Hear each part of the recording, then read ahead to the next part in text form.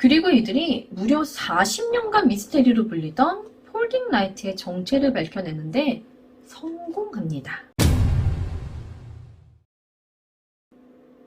안녕하세요. 뉴스패치의 뉴스입니다. 요새는 도깨비불에 관한 얘기가 별로 없는데요. 사실 제가 어렸을 때까지만 해도 도깨비불에 관한 얘기가 되게 많았었거든요.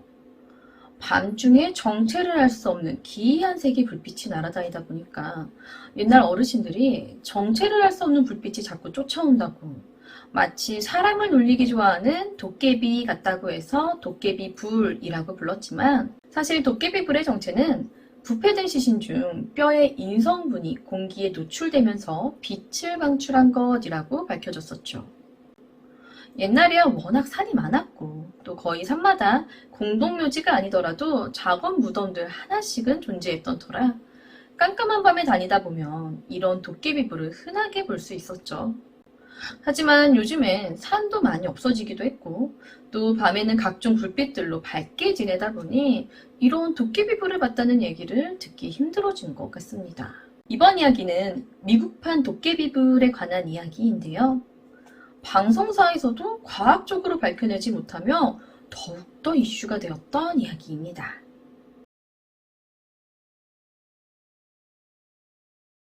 (1966년) 미국 미시간주 폴딩 지역의 45번 국도.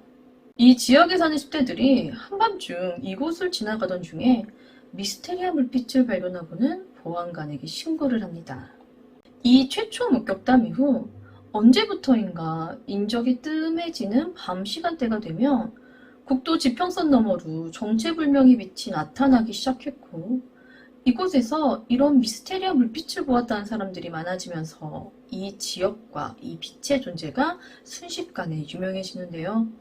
사람들은 이 빛을 폴딩 지역의 미스테리한 빛이라 해서 폴딩 라이트라 부르기 시작합니다. 자, 그런데 여기는 국도잖아요. 어두운 밤에 차가 다니는 곳에서 보이는 이런 불빛이라면 그닥 특별할 게 없을 것 같은데, 이 불빛은 과연 무엇이 특별했냐는 거죠. 멀리서 봐도 한눈에 보일 정도로 선명하고 밝은 이 불빛은 마치 사람처럼 이리저리 자유로이 움직인다고 합니다. 또한 이 불빛이 지평선에 거의 바짝 붙어서 살짝 떠있는 높이에서 자유자재로 날아다니며 불빛을 낼 수 있었다고 해요.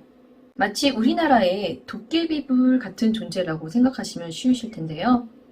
우리나라에서도 한밤중 도깨비불이라고 부르는 존재가 두려움의 대상인 것과 마찬가지로 마치 사람이 흔드는 것처럼 자유자재로 움직이는 이 폴딩 라이트는 사람들에게 공포의 대상이 됩니다. 많은 목격담에 계속된 이슈로 이제 그들이 나설 때가 되었습니다.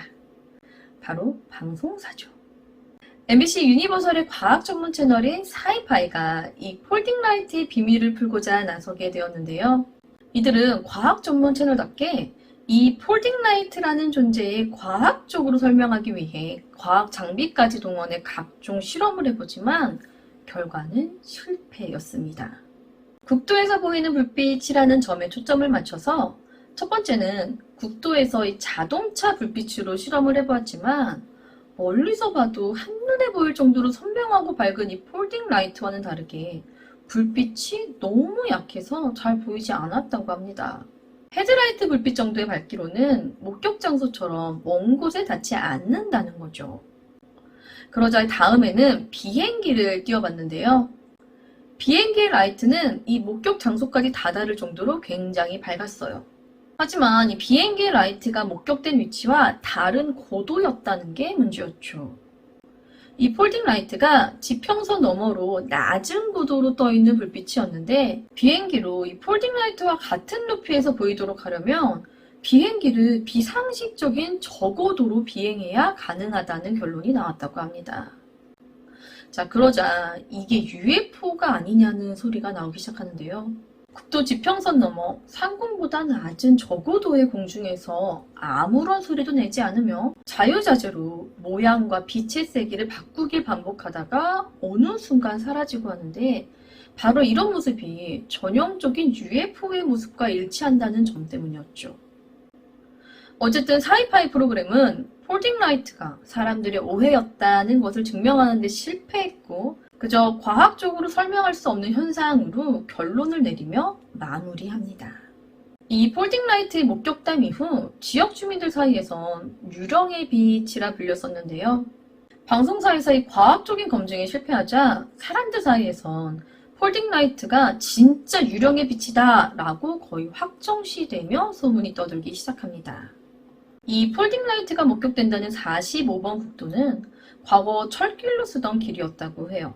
그 당시에는 기차가 들어올 때면 철로 제동수가 직접 랜턴을 흔들며 기차가 들어오는 걸 알려줬다고 하는데요.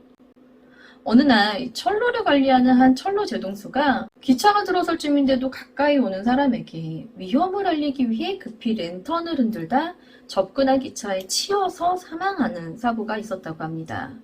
폴딩 라이트가 목격되는 이 지점이 바로 그 철로 제동수가 사망했던 지점이었고 철로에서 국도로 바뀌고 난 뒤에도 이 죽은 제동수의 영혼이 이곳에 머무며 여전히 불빛으로 사람들에게 조심하라는 주의를 주고 있다는 겁니다.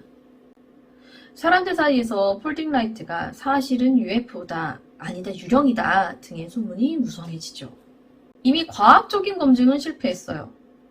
폴딩 라이트에 유령 괴담이 한창일 때 그럼 이제 누가 나서야 할까요? 바로 유령 사냥꾼이죠. 이번에 나설 고스트버스터즈는 미시간 지역 내 대학인 미시간 공과대학의 학생들로 구성된 단체였습니다. 네?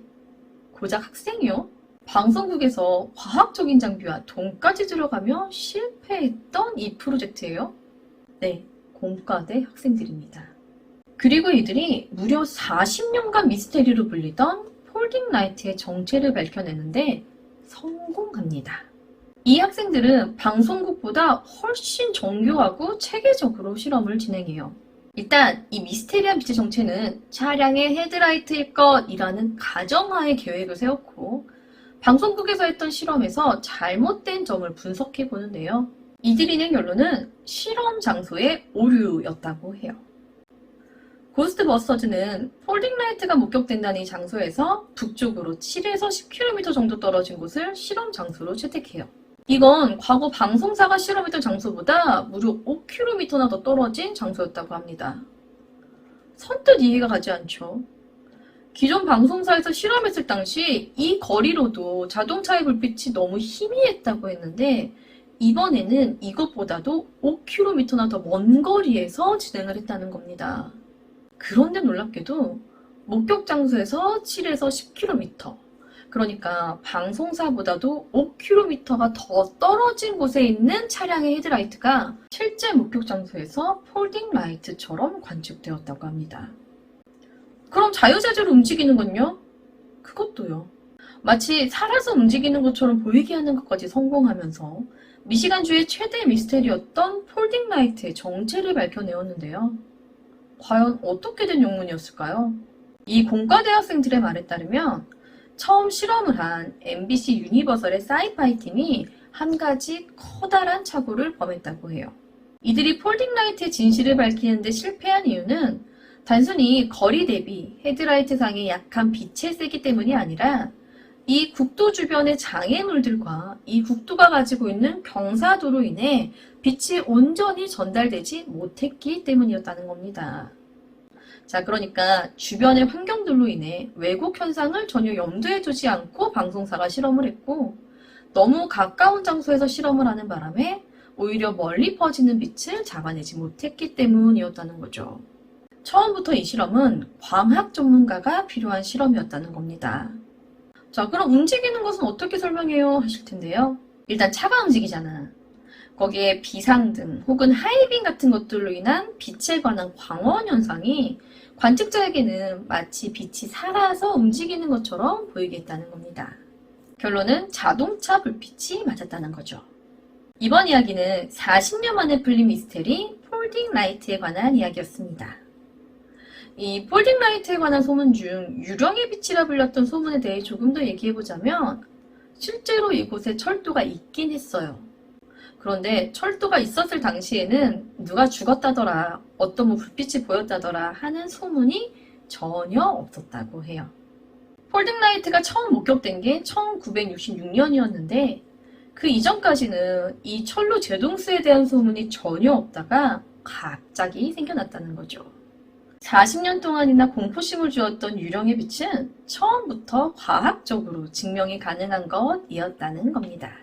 준비한 이번 이야기는 여기까지입니다. 저는 뉴스패치의 유스였습니다.